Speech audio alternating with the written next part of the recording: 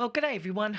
Recently I was asked by a company called FEELWORLD if I wanted to look at their new unit for streaming, and it's called the L2 Plus, and I'll show it being used and everything in a minute. And I was quite interested in this because I did have the L1, which had a much smaller screen. This has a much larger screen that you can use, and it's much more usable than the previous version. It doesn't stream directly, unlike some others, but you wouldn't expect that for this price range.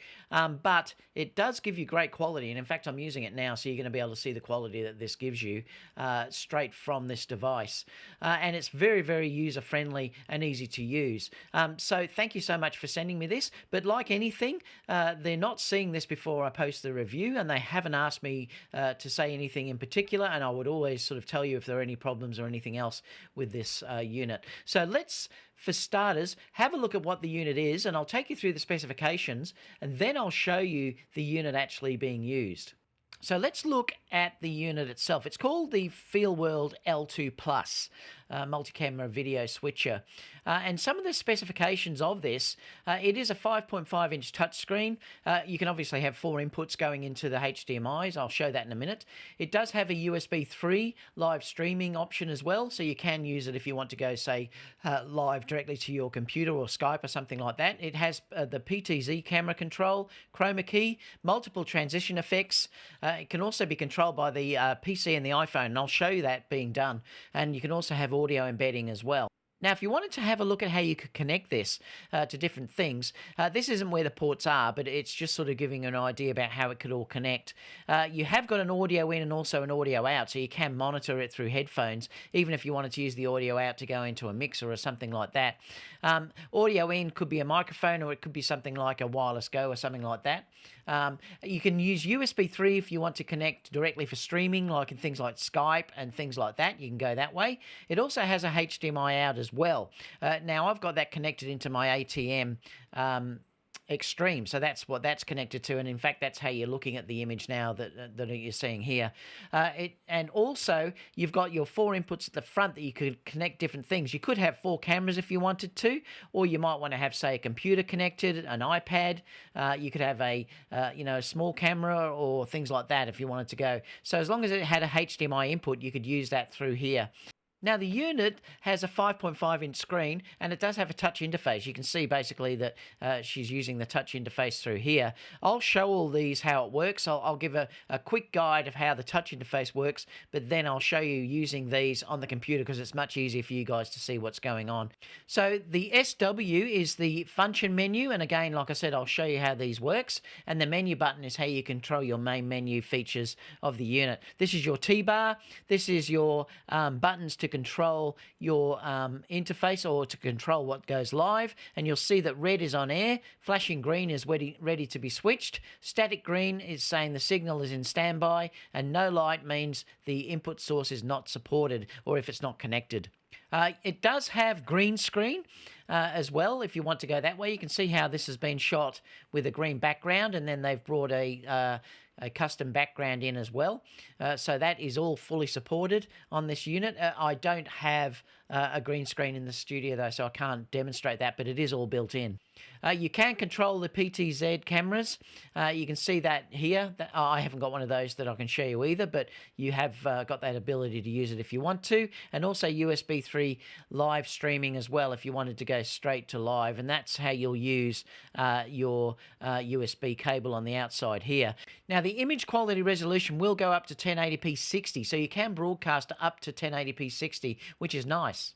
Now, the audio in and out is through here. It's got an audio in and output here. You can see how they've connected the microphone directly in, and then there's a headphone socket there as well that you can use if you wanted to monitor it, or like I said, you could use it to connect into something like a mixer or something like that. And then you can see the ports at the back are being used here. The HDMI output's not being used because they're using the USB-C there, and that's your power adapter that connects through the back. Now, the interface as well, you can see it so you can view all cameras live, and then you can switch directly to them.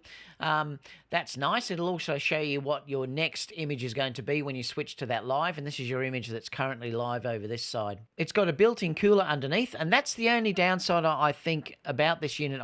you can set this as 3 settings, 1, 2, and 3. And I've got it set on the lowest setting at the moment, and it doesn't seem to overheat. But I can still hear it. I'm not sure if you guys can hear it, but I can hear it. So if you really did want to work in a very, very quiet location, you can't turn that off. So that could be an issue, and I think that's really one of the only downsides of the unit. You've got full transitions that I'll show you as well how that works, and full picture-in-picture as well, and I'll also show you how that works as well. Now, you do have a way of controlling it from the PC, and that's using your LAN interface, and that's what I'll be showing you how that works, or you can connect it wirelessly through your iPhone or your Android phone, and they're just showing where this could be used in things like weddings, which is where I would use it, esports, sports events, business preparation, etc. So now that we've looked at the specifications, let's look at the actual unit itself. So let's have a look at how this works itself. You can see that you've got your 4 buttons down here, so that relates to your inputs, which is 1, 2, 3, and 4 there that you can see. It's flashing green at the moment because it's going to go between these 2 HDMI ports. For instance, if I bring up the T-bar, you'll see it'll switch between 1 and 2. They're the only active ones that I've got in there at the moment. Now, it's very small, but you can also see the resolution that I'm using through here too. It's 1080p 50. So that's there as well. I'll show that a little bit later somewhere else. You can also notice too that it's giving me a readout on there, which is the microphone input, which is on the one at the back. Now, the mic input at the moment is coming through my studio mixer, so it's actually not recording this audio, it's recording it from my mixer itself. But I'm just showing you how you can see the audio on there as well, and you can control that, whether you want it on or off. That way you get your idea of your levels that are there too.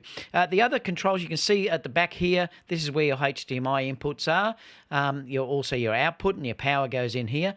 The only other controls that you've got on the side through here are, you've got an SW, and I'll show you what these mean in a minute, and also a menu button, and then you can control it with this dial that you've got here as well, or you can use the touch interface.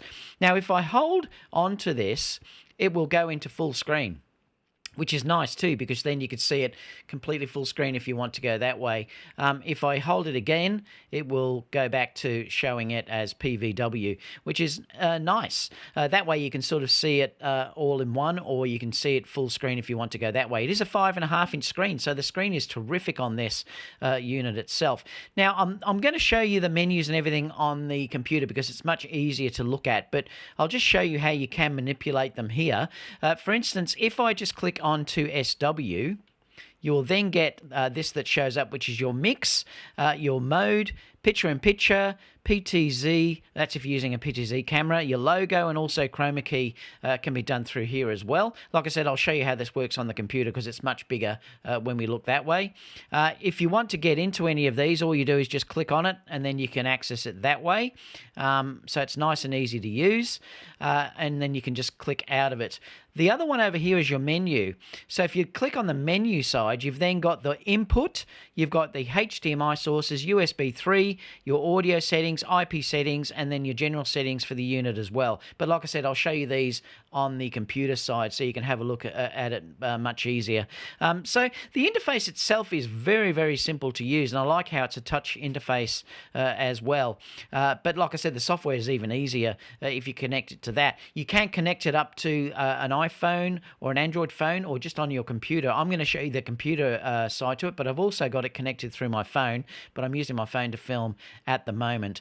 So what we'll do now is I'll take you through the software and show you how it works. Okay, so this is the interface on the computer. You'll be able to see that it's much clearer to understand if I show you this way. It basically mocks exactly what you're looking at when you're looking at the unit that's down below that I showed you a minute ago. You can see that the connection status is live. You've got that little green dot that's showing down the bottom, so it's connected fine. You can also see that you can see the resolution that's showing through here. If you look there, it's showing that it's 1920 by 1080 at 50p. I'm PAL, so I'm filming here at 50p.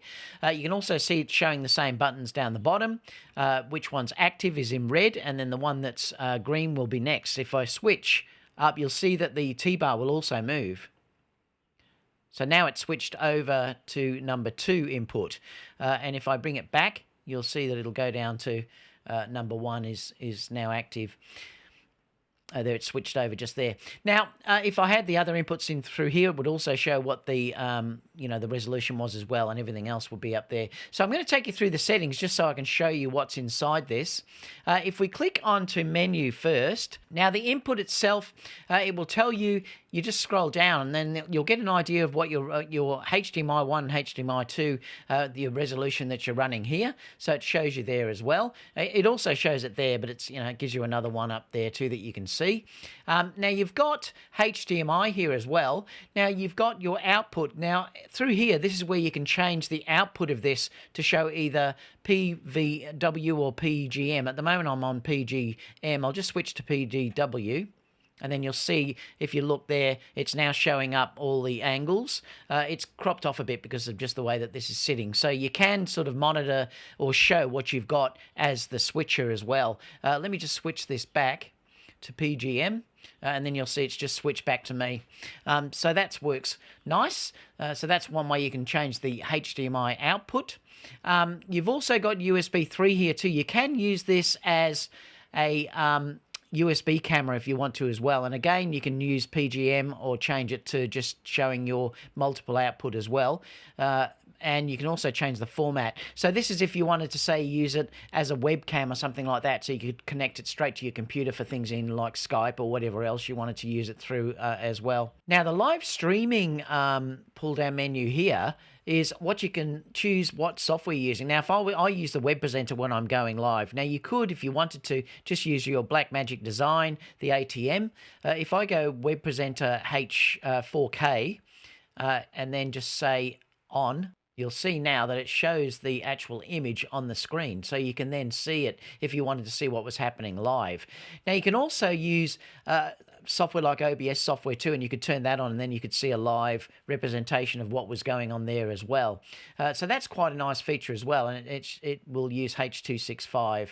It says here, please import related streaming software, e.g. OBS, and you'd import it. I'm not sure what other software this works with, whether it's just OBS, I don't know, but you can do that if you want to see what's actually streaming. I'm just going to turn this off, and that's one way that you can tell if you're actually streaming at that point. Audio through here is where you set your audio input source. Now, at the moment, I've got it on camera too because I wanted to show, I say the mannequin that I've got over there, but I wanted to show what that audio level was to you before. So I've set that on input 1, but you can go audio follows video if you want to. You can also go line in if you want to go that way and say use an iPad, an iPod, or if you wanted to bring in music, or even if you wanted to say use a wireless microphone or something like that, you could do it that way as well. Audio bar is how I showed you the audio was showing on the screen before. So if you did want it to use audio follows video, you just select that one. I would normally just set it on one input and keep that as the master and then don't switch it, but you have got that option if you wanted to do that as well.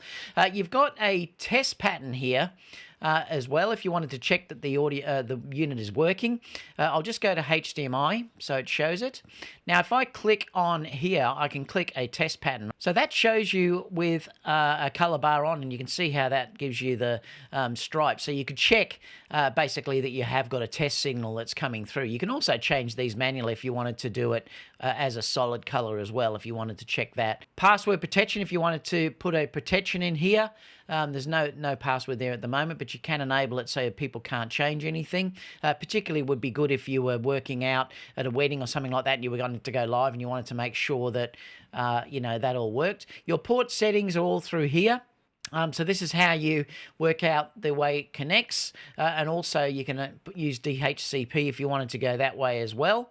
And this is the setting that you will put in if you are using to connect this on the computer. So that's how you can get this to connect with the computer.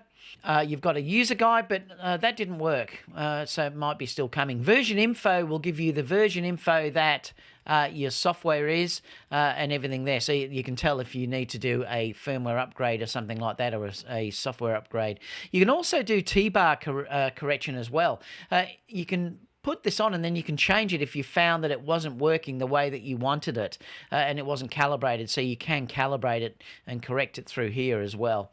And also you could reset your device to bring it back to normal. So that's your menu button. So let's look at the SW here, and this will give you your mix, which is your transition, your picture-in-picture, and also your FX as well. I'll go through these independently so you can see how they work. Your mix itself is your transitions. Now you can set your time, but that's irrelevant if you're doing on the T-bar. For instance, at the moment I've got fade. So if I bring that up, it will fade between me and also the background that you can see there. So that's how that will work. If I wanted to change the time to this, I can use fast, and then you use your mouse, and I can just click on what I want to change to. So for instance, if I click here, you'll see now it will go over it. That's 2.1 seconds. If you wanted to go very faster, I could say put there and have 0.4. So that's how you can control this manually to go through them as well. It just depends whether you'd like to use the T-bar or use those buttons. Let me just put this back up. And I'll bring it back to the T-bar just so I can show you. So some of these that you've got fade, obviously, which is the one I use most of the time, because I like just that look of fading. If you wanted to, you could go to cut. Now that will obviously give you a straight cut between the two of them. You've then got some of these which are interesting, which will go from out to in if you're doing it that way. You've got left to right as well. You've got top down, if you'd like to go that way. I'll just keep going through these so you can sort of see them all. This one will go from the middle and go out, as you see there, and then come back in, etc., etc. I won't go through all of them, but you can see how that works. And it's nice. You've got more than enough. Like I said, I'll probably just be leaving it on fade, and that's what I'd leave it on the whole time. If we click out of here, I'll show you picture-in-picture now. Okay, so let me just show you how this works. So if I wanted to bring picture-in-picture on, I'm on A at the moment, so it'll show you on this side. I'll just show you there. So that will show you in the middle, and then you could go the top left-hand side, you could go top right-hand side, bottom left-hand side there, and bottom right-hand side. They're the only ones that I really would use anyway. But I have noticed with the format that I'm using, if I choose some of these other ones, it does throw out the perspective, and it looks a little bit weird. So I'm not sure if you can adjust that or not. But like I said, I probably would only ever use these anyway. So that's the picture-in-picture. You can see through here too that it tells you what the actual setting is, and they'll go down a little bit more down the bottom. There's a couple more down the bottom through here as well. If I click out of that, the next thing is your FX. Now you can use chroma key, and I'll show you on the website what that is because I haven't got that set up in the studio, but you can use a chroma key with this as well, and you can choose your color that you'd like to use as the background color. There's orange, yellow, green, cyan, blue, and purple. As well, and you can also adjust the settings here as well to change it. It's showing what the current color is through here as well. So this is great. Like I said, if I turned it on, it's not going to work because I haven't got a green screen on here. But that's a great feature if you do want to, say, run a different background or something like that. Let me just close this. PTZ camera, you can use that if you wanted to control if you have one of those cameras. I haven't got one, but you have got full control over it as well if you want to use that, and it's quite detailed as well. And then the last thing I'll show you here too is the logo. If I click into here, I've loaded one. Now it's got to be a bitmap, and it tells you the size that they have to be in the manual. I can't remember what it was, but it is only quite small. And then all you do is you just say, it'll say logo generated, and then you can just turn it on off. Now you can see that it's right up there down the bottom right hand side of the screen that I'm on. Now if you wanted to, you can just change the position. So if you just wanted to move this slightly to a different position, you can just move it and then say set, and you'll see that that moved down. So, it's quite nice. It will also give you transparency if you want to go that way, but being a low-res bitmap, it just doesn't look very good. So I probably wouldn't use that. I'd use it more as a logo like what this is, and and it looks fine for that. If you wanted to bring transparent, you actually just click on the on here, and then you can play around with the settings for the transparency up here, and it will show as transparent. But I was getting sort of little dark edges and white edges around it, and it just didn't look nice. So that's something they could improve. Perhaps if they went to, say, something like a PNG format in an update later on, that could be good. So you can see clearly that the unit is quite easy to use. It's quite simple. I've found the touch interface is a little bit hard sometimes to get it working, but I've found if you use the iPhone or also the computer software, it works very, very well, and it's very easy to use. I've just found that the touch interface, sometimes you have to press things multiple times to get it to actually activate. It's probably because it's a little bit small, but it might be able to be improved with firmware that's coming out later on. But like I said, if you wanted to use an iPhone or a computer, it's very, very easy. The fan noise is a little bit of a problem. I've got it on its lowest setting, and basically it's I can still hear it. Now, I've got the audio so that it cuts out any background ambient noise, so you're probably not going to be able to hear that, but it's definitely there, and I wish there was a way that you could turn it off, but it doesn't seem to be any way to do that. And I couldn't seem to find anywhere where you could change the fan settings in the computer software. It only seems to be on the unit itself, and there's 3 settings. You've got 1, 2, and 3. 3 is very, very loud. I've got it on the lowest setting at the moment, and like I said, you can still hear it, but that's one of the only few problems that are there. But, you know, it'd be nice if they gave us the option in firmware to turn that off. Apart from that, it's a really nice little unit. I'm very, very happy. The quality of the video coming out of this is excellent, actually. It's one of the best ones that I've seen in that regard. Like I said, it doesn't stream, so you are going to have to connect it to a computer or something to stream to. So that's something that you've got to be aware of. But if you're after something where you can just connect, say, 4 devices and have it for using it to mix in that regard, I think it's a great unit because you've got audio that can go in. It will do audio follows video, or you can lock that into just, say, sitting with one camera. And it does have audio in and also audio out, which is great too. Apart from that, everyone, if you have any questions, leave them down below. I will leave the link where you can get this from. And if you have any questions, I'll get back to you as soon as possible. Thank you so much, FEELWORLD, for sending me this. I've really enjoyed using it. Bye for now.